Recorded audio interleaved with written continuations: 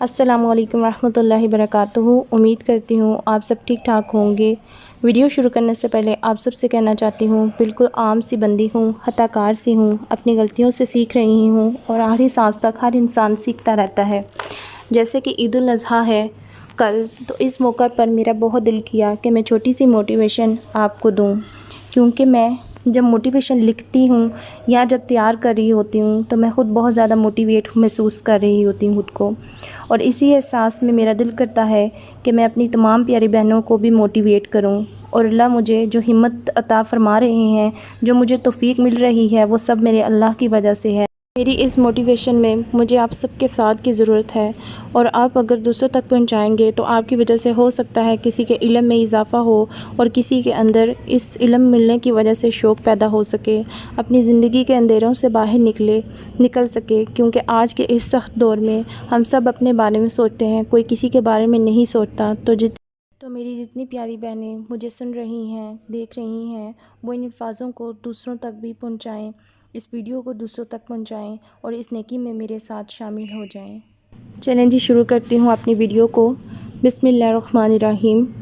قربانی کیا ہوتی ہے؟ قربانی صرف ایک جانور قربان کرنے کا نام ہے۔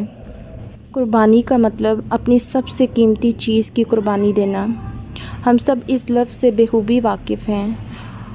کیونکہ ہم سب میں بہت سے لوگوں کا اس لفظ سے طرح سے واسطہ پڑا ہے، اور کس طرح سے واسطہ پڑا ہے اس لفظ کے ساتھ،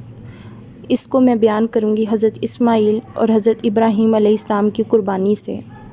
جب ابراہیم علیہ السلام نے ایک خواب دیکھا تو اس خواب کو اپنے بیٹے سے کہا کہ بیٹے، میں نے ایک خواب دیکھا، میں ایک خواب دیکھتا ہوں، میں تمہیں ذبح کر رہا ہوں، تمہارا کیا خیال ہے اس بارے میں؟ ابا جان، آپ جس بات کا حکم آپ کو ملا ہے آپ اسے کریں، آپ مجھے صبر کرنے والا پائیں گے۔ اصل قربانی تو باپ اور بیٹے کی گفتگو تھی، دمبا تو فقط اس کا نذرانہ تھا، ہمیں تو دمبا یاد رہا، گفتگو یاد نہ رہی۔ اس گفتگو میں چھپی محبت، درد، تکلیف سب بھول گئے، جیسے کہ جب ہماری پیاری قیمتی چیز دور ہو جائے ہم سے تو ہم کتنی تکلیف میں ہوتے ہیں، لیکن جس نبی کو یہ حکم ہو کہ وہ قربان کریں اپنی قیمتی چیز، اپنے ہاتھوں سے ذبح کریں، تو سوچیں ان کی کیا حالت ہوگی۔ لیکن پھر بھی سوال نہیں کوئی کیا، جو حکم ہوا سر جھکا دیا۔ ہم سب بھی اس کیفیت سے گزر رہے ہیں کسی نہ کسی طرح سے،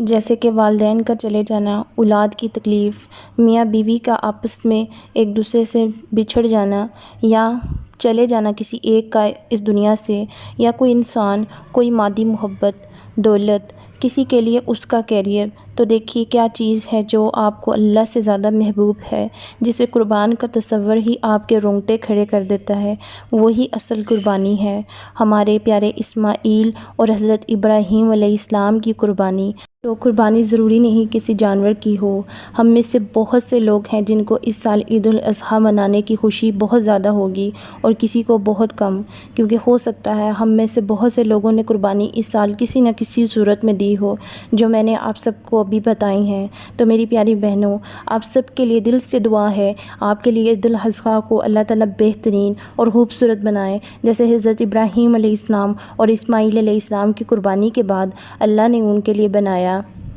اور اسی طرح آپ سب کے لیے بھی وہ تمام کھوئی ہوئی چیزیں جو آپ سب سے دور ہو گئی ہیں کسی نہ کسی طرح سے، اللہ وہ تکلیف، وہ درد اپنی رحمت سے بھر دے، اور ہر عید الاضحیٰ کو آپ کے لیے خوبصورت بنا دے، آپ کی کھوئی ہوئی چیزوں کو آپ تک واپس لوٹا دے انشاءاللہ۔ آمین۔ اپنی دعاؤں میں یاد رکھیے گا، اور میری طرف سے آپ سب کو